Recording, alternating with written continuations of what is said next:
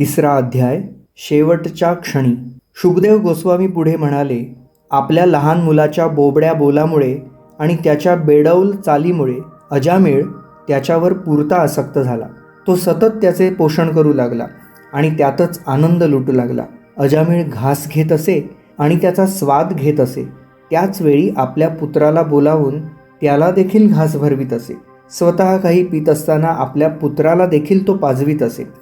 अशा रीतीने तो सतत त्याचा सांभाळ करीत त्याचे नाव नारायण उच्चारित असे.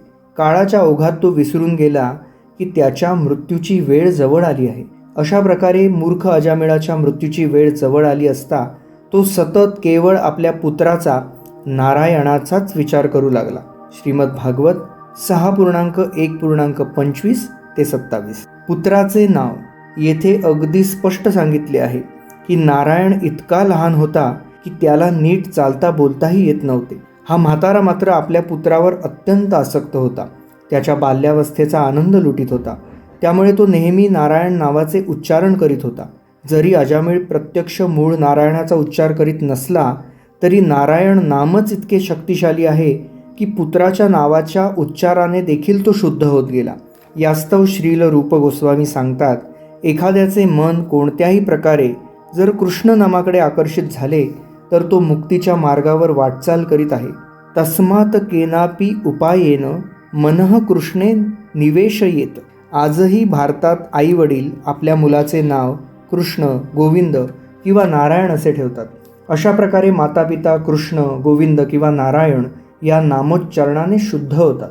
मृत्यूपंथावर अजामिळ आपल्या लहान पुत्राचे नारायणाचे नाव उच्चारित होता. अजामिळ ब्राह्मण पुत्र होता आणि ब्राह्मण हे नारायणाची उपासना करीत असल्याने त्याने आपल्या लहानपणी नारायणाचेच पूजन केले.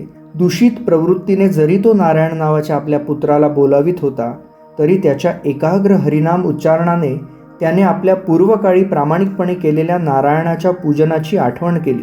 मृत्यूसमयी केल्या जाणाऱ्या नारायणाच्या चिंतनाचे महत्त्व श्रीमद भागवताच्या 2ऱ्या स्कंदामध्ये वर्णित आहे.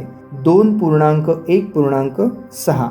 एतावान सांख्य योगाभ्याम स्वधर्म परिनिष्ठया जन्मलाभः परः पुंसा अंते नारायण स्मृती. मनुष्य जीवनाचे परमपूर्णत्व म्हणजे आयुष्याच्या शेवटी भगवंतांचे स्मरण करणे होय. मग ते त्याने सांख्य ज्ञानाने प्राप्त केलेले असो, योगाभ्यासाने प्राप्त केलेले असो किंवा स्वधर्माचे निष्ठेने पालन करून प्राप्त केलेले असो.